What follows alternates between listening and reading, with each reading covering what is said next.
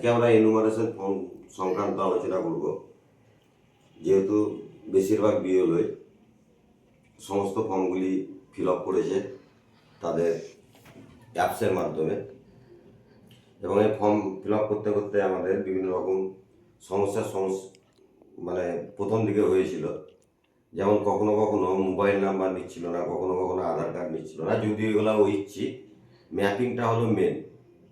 Mapping মানে হলো যে প্যারেন্ট বা গ্র্যান্ড প্যারেন্ট, অর্থাৎ যাদের প্রজেনি অর্থাৎ আত্মীয়ের বিবরণ লাগছে 2002-এ যাদের নাম ছিল না, তাদের ক্ষেত্রে তাদের বাবা মা অথবা ঠাকুর বাবা ঠাকুরমা অথবা গ্র্যান্ড প্যারেন্ট মানে ঠাকুর বাবা ঠাকুরমা এবং দাদু দিদমা।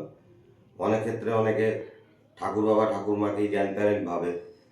সেই ক্ষেত্রে অনেক ফর্ম তারা ভুলভ্রান্তির শিকার হয়ে আমাদের কাছে এসেছে, এবং বিভিন্ন বুথ থেকে, যেহেতু আমি আগে দুটো ভিডিও করেছিলাম, আমার কাছে বিভিন্ন রকম ফর্ম সংক্রান্ত ফোন আসতো, মেসেঞ্জারের মাধ্যমে ফোন নাম্বার নিত এবং ফোন আমাকে করতো।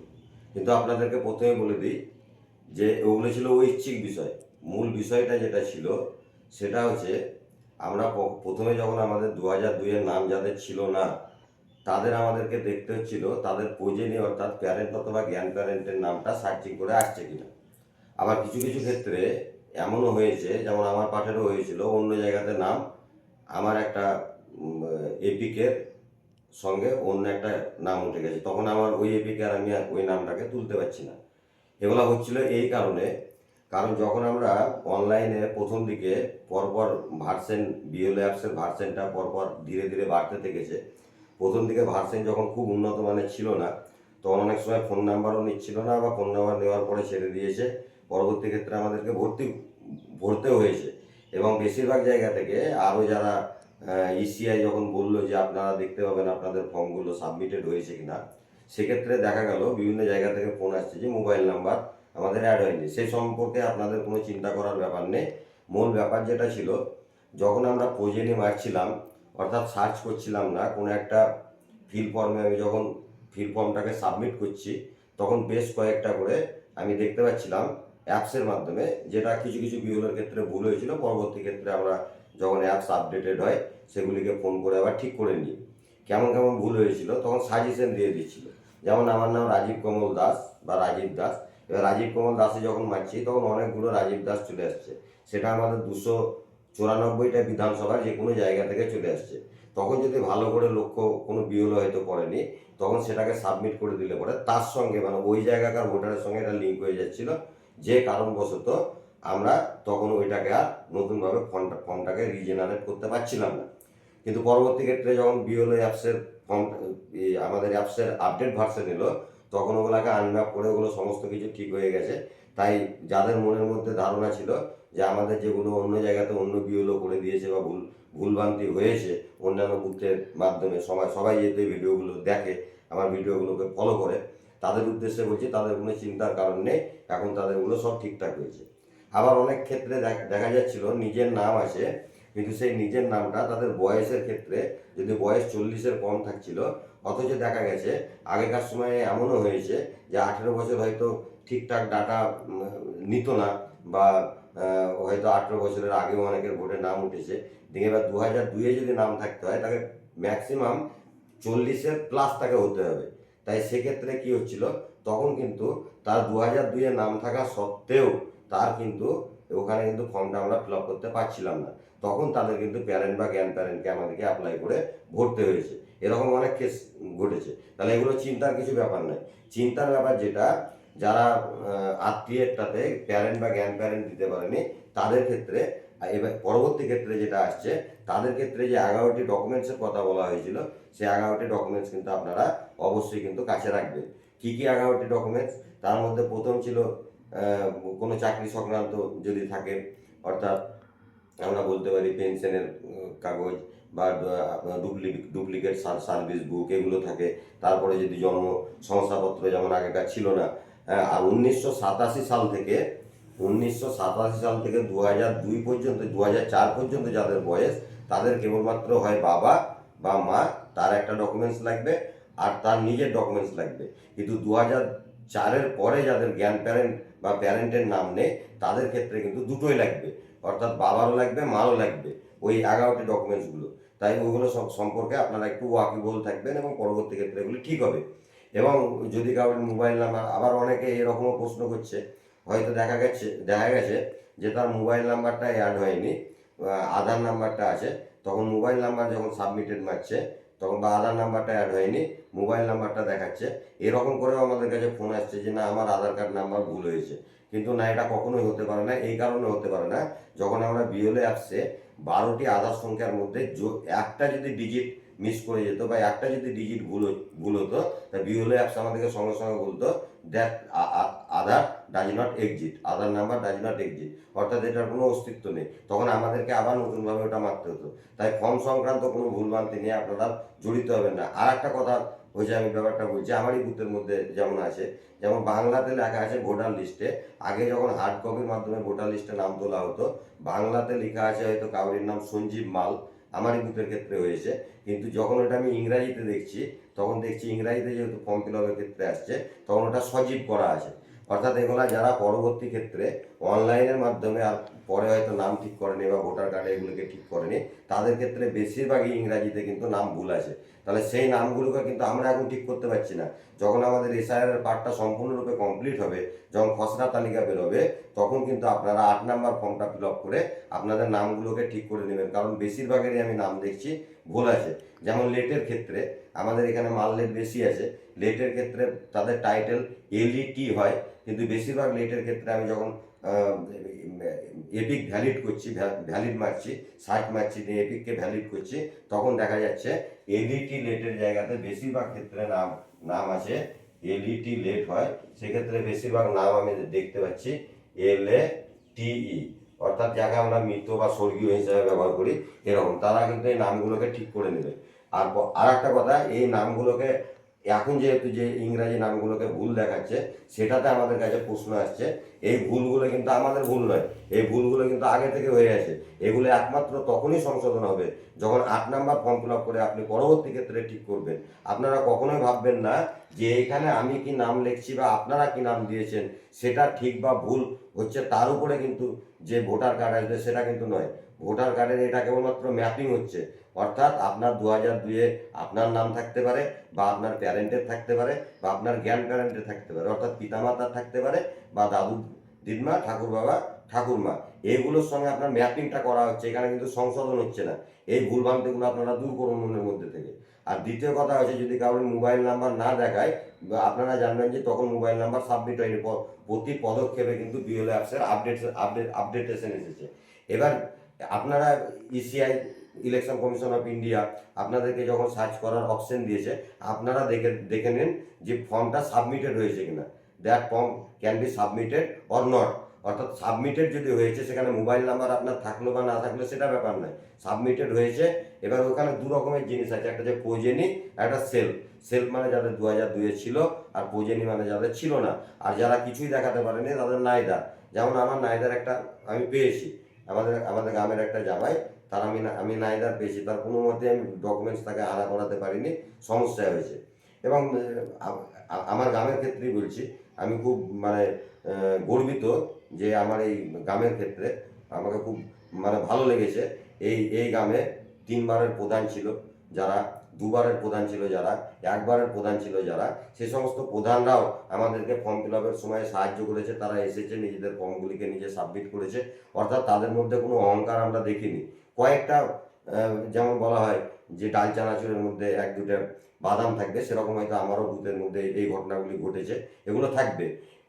এদের নিজস্ব কোনো রকম ডেজিগনেশন অর্থাৎ কোনো কিছু নাই, তাই এদের অহংকারটা বেশি। কিন্তু প্রথমেই তাদের ভুল, যে জিনিসটাকে সংশোধন করা উচিত সেটা হচ্ছে, প্রথমেই যখন আমরা বাড়ি বাড়ি গিয়ে রেজিস্টার মেনটেন করে তাদের সই করিয়ে নিয়ে এসেছি, মানে আমি তার বাড়ি গিয়েছি, এখানে কোনো ইগোর কারণ নাই যে আমি কাউরির বাড়ি যাইনি বা কাউকে আমি ডাকছি না। আমার যখন 822টা ফর্মকে আমাকে ফিল আপ করতে হচ্ছে, আমি 12 দিনের মাথায় 90%কে আমি ফিল আপ করে দিচ্ছি, কোনো রকম বিডিও অফিসের সহায়তা ছাড়া নিজে আমার সাপোর্ট করছি আমি, তখন আপনাদের প্রত্যেকের কিন্তু এটাও মানে থাকা উচিত যে ব্যক্তি নিজে করছে তাকে একটু সাপোর্ট করা উচিত। তাতে আমার মানে বলতে খুব আনন্দ এখানে লাগছে যে প্রায় 99 আমার বুথের মধ্যে 99.99% আমাকে সহযোগিতা করেছে। এবং এর থেকে আরো বড় ব্যাপার হলো, যাদেরকে A1 সিটিজেনশিপ বলা হয়, অর্থাৎ চাকরিজীবী মানুষ, তারা কলকাতাতে চাকরি করে। কিছু বন্ধু আছে আমার, বা কিছু আমার বন্ধু নয়, দাদা তুল্য, যারা WBPতে কাজ করে, তারাও কিন্তু এসে ফর্মগুলোকে ফিল আপ করেছে। তাদের সামনে যারা দূর দূরান্ত থেকে এসেছে, আমি সঙ্গে সঙ্গে ওখানে তাদের সাবমিট করেছি। অর্থাৎ তারা কিন্তু এসে এই কাজগুলিকে করেছে। এগুলি আমার খুব গর্বের বিষয় যে আমাদের গ্রামের বেশ কিছু ভালো মানুষ আছে যারা হচ্ছে 99.99%। কিছু কিছু হয়তো তারা দিতে হয়তো কি ভেবেছে, হয়তো আমাদের নাম ভুল তুলবে বা কিছু করবে, কিন্তু এটা আপনাদের জানা দরকার, যখন আমি ইলেকশন কমিশন অফ ইন্ডিয়ার হিসেবে কাজ করব, তখন যদি ভুল করি, সেই ভুলের জন্য আমাকেই টাকা হবে। আমার যদি ডুপ্লিকেট ভোটার বেশি বেরোয়, তাহলে আমাকেই বিডিও অফিসে যেতে হবে। কিন্তু মানে আনন্দের বিষয় হলো, এখনো পর্যন্ত আমার কোনো ডুপ্লিকেট ভোটার বেরোয়নি, বা যে ডুপ্লিকেট ভোটারগুলো বেরিয়েছে, যেমন একটা হয়েছে আকাশ মাল। এটা এই ক্ষেত্রে একটা হয়েছে আকাশ মাল, এখানে জামাই ছিল আমাদের নিজেরই খুব কাছের লোক, আমাদের মিঠুদা বলি আমরা, মিঠুদার জামাই। এর কি করেছে, এখানে আমাকে পার্মানেন্টলি শিফটেড করতে বলেছে। আমি সই করিয়ে নিয়ে ইনামোরেশন ফর্ম দিয়ে তাকে আমি পার্মানেন্টলি শিফটেড করে দিয়েছি।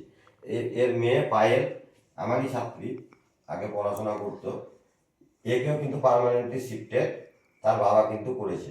তাহলে এর বাবা এর শ্বশুর হচ্ছে। তাহলে সেক্ষেত্রে দেখা গেলো সেটা আবার কিন্তু আমাকে বলেছিল যে ওই জায়গাতে তুলবে, মানে their father or family member said that he or she permanently shifted to another place. কিন্তু পরবর্তী ক্ষেত্রে দেখা গেছে যে এরা কিন্তু অন্য জায়গাতে নাম তুলেনি, তাই আবার আমার কাছে ঘুরে এসেছে। কিন্তু যেহেতু আমি এটা পার্মানেন্টলি শিফটেড করে দিয়েছি, বা তার পিতামাতা বলেছে, তাহলে এখানে আমার দায় নাই। প্রত্যেকটা বিওলোর নিজস্ব দায় আছে, যে তাদের কেউ যদি ভাবে যে হয়তো আমার সঙ্গে কারোর ইগো থাকতে পারে, প্রত্যেক মানুষের সঙ্গে থাকতে পারে, ভগবানেরও বিভিন্ন রকম তাদের বিরোধিতা থাকতে পারে। হ্যাঁ, যে কেউ তুলবে না, বা ভুল তুলবে, বা নাম তুলতে পারে, নামটা হয়তো আমাদের ঠিক করবে না, আমাদের সঙ্গে কথাবার্তা না, এরকম নয়। আমরা জীবনে এরকমভাবে বাঁচি না।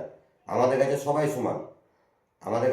সমান, আমরা স্বামীজির মতাদর্শে বিশ্বাস করি, তাই আমরা প্রত্যেকটা জায়গায় যাই। এখানে আমাদের নিজস্ব অহংকারকে আমরা প্রদর্শন করি না, আমাদের অহংকার বলেই নাই।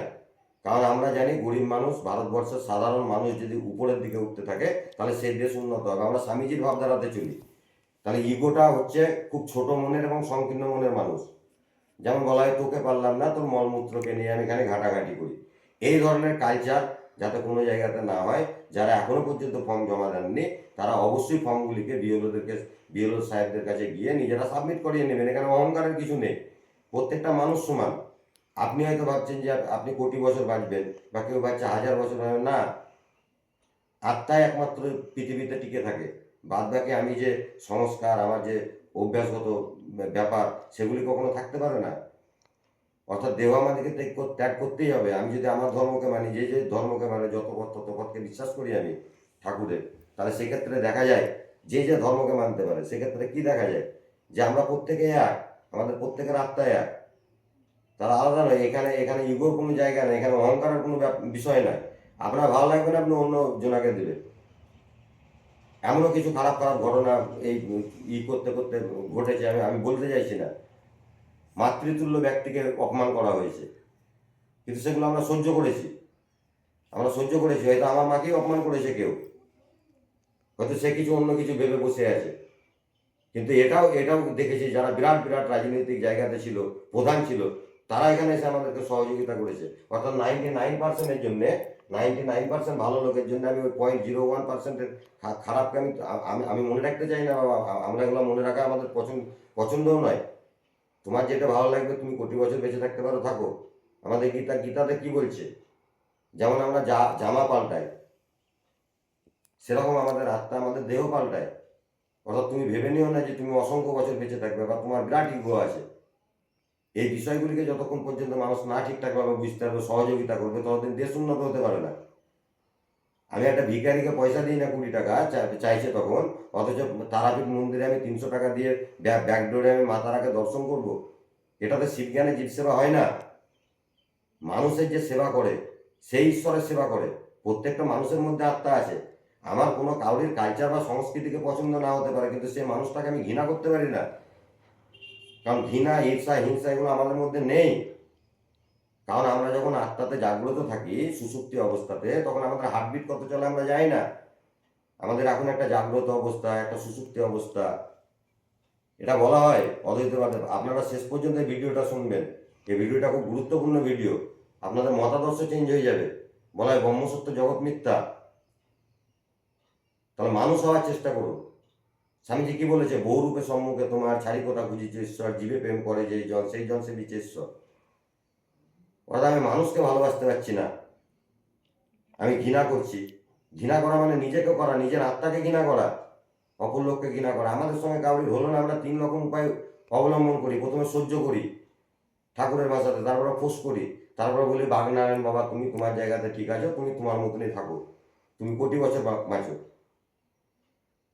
আজকে পৃথিবীর সঙ্গে যদি মঙ্গল গ্রহের যুদ্ধ হয়, তাহলে গোটা পৃথিবীর লোক এক হবে? আলাদা আলাদা হতে পারে না। এই ভিডিওটা আপনারা শেষ পর্যন্ত দেখবেন। মনে রাখবেন ব্রহ্মসত্য জগৎ মিথ্যা, আত্মায় কেবলমাত্র আছে, আর কিছু নাই। কারণ বলাই হয়, আমাদের বেদান্তে বলা আছে সর্বেষাং স্বস্তির ভবতু, সর্বেষাং শান্তির ভবতু, সর্বেষাং মঙ্গলং ভবতু, সর্বে ভবন্তু সুখিনো, সর্বে সন্তু নিরাময়া, সর্বে ভদ্রাণি পশ্যন্তি, মা কশ্চিৎ দুঃখ পাপ নোয়া। অর্থাৎ সকলের কথা আমরা চিন্তা করি। আমাদের বেদান্তে বলছে ওম অসতমা সদ্গময়, তমসমা জ্যোতির্গময়, মৃত্যুর্মা মৃতঙ্গময়, ওম শান্তি শান্তি শান্তিহি, Om lead us from unreal to real, lead us from darkness to light, lead us from death to immortality, Om peace peace peace. মানুষকে মানুষ রূপে দেখুন, তার গুণকে দেখুন। এটা অ্যাডজেক্টিভ। ভালো জিনিস থাকবে, সমাজ উন্নত হবে। তাহলে তো আমরা যুদ্ধ করে বেড়াতাম? আমরা তো যুদ্ধ করে বেড়াচ্ছি না। 1000 বছর আগে জন্ম নিলে পরে আমাদের হয়তো তরোয়াল নিয়ে থাকতে হতো, এখন আমরা পেন নিয়ে, বোর্ড নিয়ে এরকমভাবে লেখা করছি। আমরা কালচার আমাদের চেঞ্জ হচ্ছে। ঠিক আছে, এই সম্পর্কে আর বলবো না, ভিডিওটা ভালো করে শেষ পর্যন্ত দেখবেন।